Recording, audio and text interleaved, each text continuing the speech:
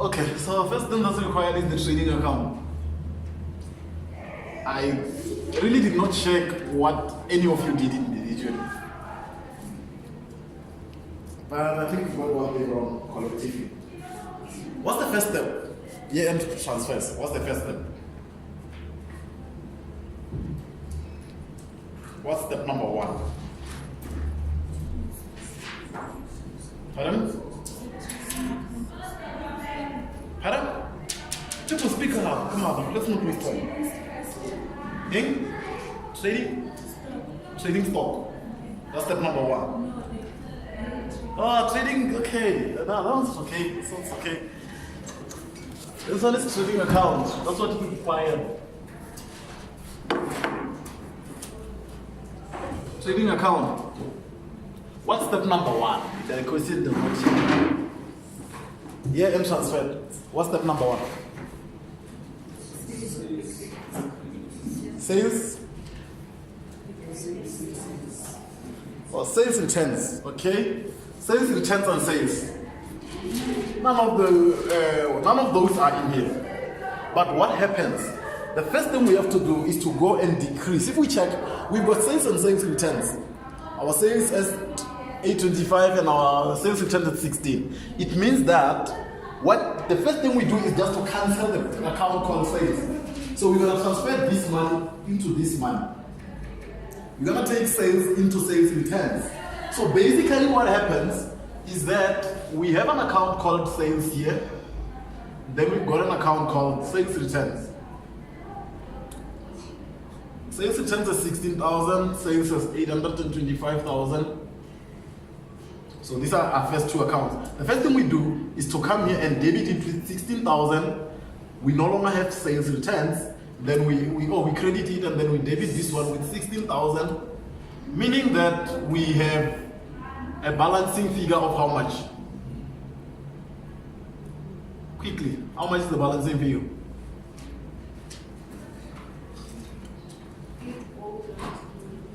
Pardon? 809. So remember this is total sales, is the money that's given, total sales, and then 16,000 is sales returns. There, this was step number one. Taking sales returns into sales. And then step number two would be taking sales into trading account. That's step number two, right?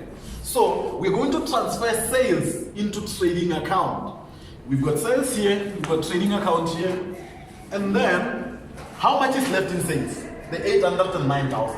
This is the money that we're going to take to trading account. So the balancing figure for sales is not balance CD as we usually have it.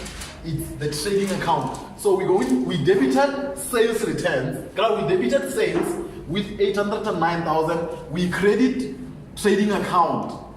It would be sales. Okay, and then everything is year-end transfers, right? Everything here happens at year-end, like this one. Everything happens at year-end.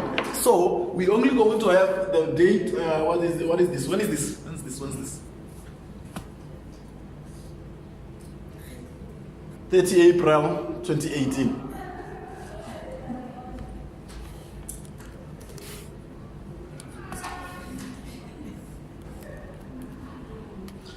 All right, so we've got 2018 April 30. We took sales, and then everything happens in the general journal. Year-end transfers. Everything happens in the general journal. All our folios would be general journal. So we would have general 809,000. What is there? This is what's required. This is not required. What we did, most of us, is that we came here and sent 825,000. Now we see that our sales must be decreased first with sales returns. So basically, you're going to have a calculation somewhere saying 825,000 minus 16,000. This amount was not on our question paper. Any amount that was not in the question paper, don't write it there until you show a calculation to say how did you get it.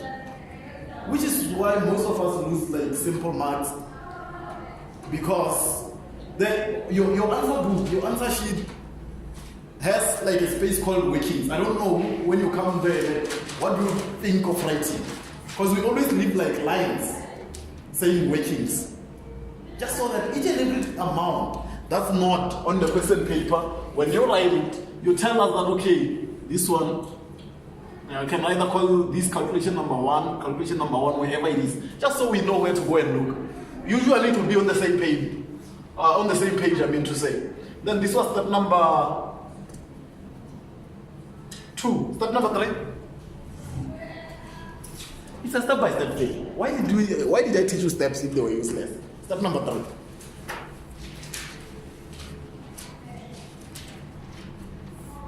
What's step number 3? Credit cost of sales. So anything that's not required, I'm going to make it like a very small thing here. We've got cost of sales. Cost of sales has a total of how much? 520,000. So this is where sales is right now. Where did we get that 520,000? Remember, a trial balance comes from the trial balance comes from the general ledger. That is our accounting cycle. From general ledger, we went to trial balance. This is the total that we took from the general ledger into our trial balance. Now that we know that cost of sales is looking like this, it has a total on the debit side of 520. Step number 3. Okay, number 1, cancel sales returns. Number 2, create. Okay, no, not create. Let's use the word cancel. I think it makes more sense. We cancel sales returns. That was here. We cancel sales returns. Number 2, cancel sales. This was number 2 here, what we did here. And then number 3, cancel cost of sales. So our number 3, it says that we go into cost of sales, we make sure that cost of sales has a balance of 0. And we transfer that amount into our trading account. So we'll come here and say trading account 520,000. This is on the credit side. Where is the debit? Go to the debit side of our trading account and we have cost of sales. This is at the top. We have 2018 April 30, and then we have everything is happening. Our polio in this case is just the general, and then general 520,000. This is the debit. What were we doing? Cancelling cost of sales. Now we no longer have cost of sales. Are we together? So, when we cancel sales returns here, we decrease sales. When we canceled sales, we created trading account. Debit, sales, and credit trading account. That was number 2. Number 3, we canceled cost of sales and we decreased trading account. And then number 4, what do we do at number 4?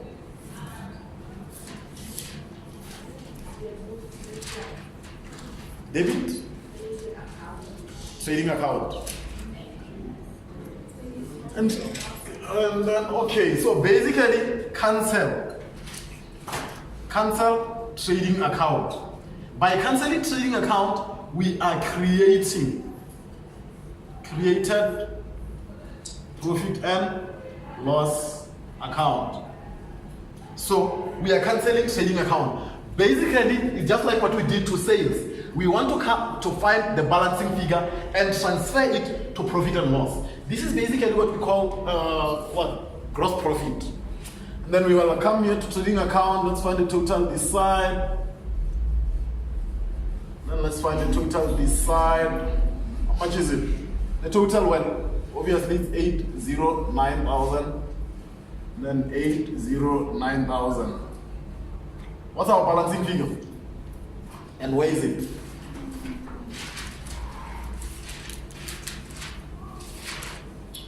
What and where is our balancing figure? What is our balancing figure? Where is our balancing figure? Pardon? Debit side. Alright, so we've got how much? The general 289. 289. Then we will call this P&L account. So this means that we are going to have an account in our books called P&L account. And then on the credit side, we will have trading account. Okay, 20.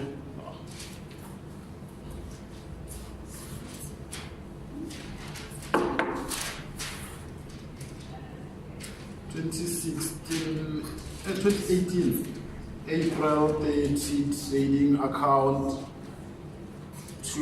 general 289,000.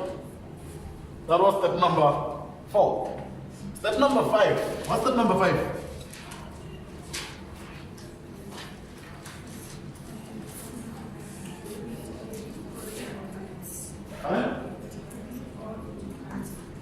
Debit all incomes and credit.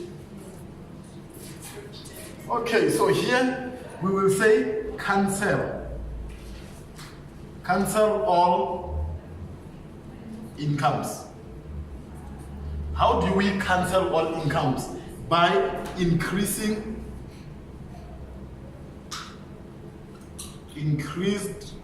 P&L. So we increase P&L, we cancel all incomes. So what are our incomes? Here. Rent income. Oh, wow. It's only rent income that has a credit balance. Even if when we read the names, we've got interest on loan, wages, and salaries, telephone, all of them are expenses.